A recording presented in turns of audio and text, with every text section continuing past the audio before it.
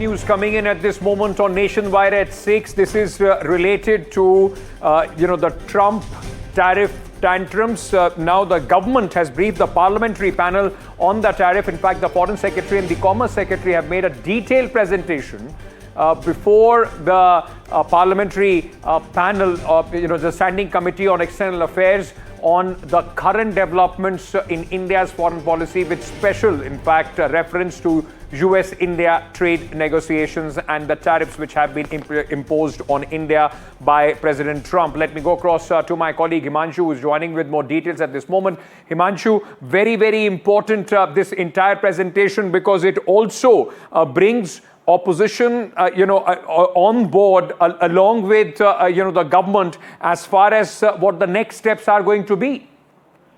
That's right. And Shashi Tharoor, who's a Congress MP, is the chairman of the Parliamentary Standing Committee on External Affairs.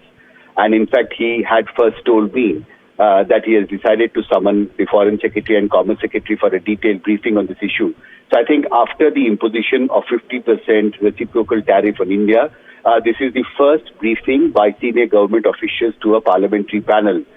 Sources have told us that the meeting has been informed by these two senior officials of government that India is hopeful of continuing the negotiations for the proposed bilateral trade agreement. This, I think, becomes very significant, because there was a talk of a US delegation coming to India on 25th August for taking forward, and that was seen as the fifth round of negotiations between the two countries. But now this parliamentary panel has been briefed by the government that India is hopeful of continuing the trade negotiations for a proposed bilateral trade agreement.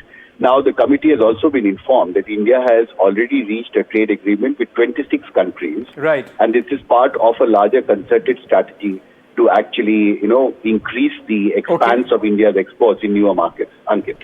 Himanshu, thank you for joining us with all those details on this breaking story.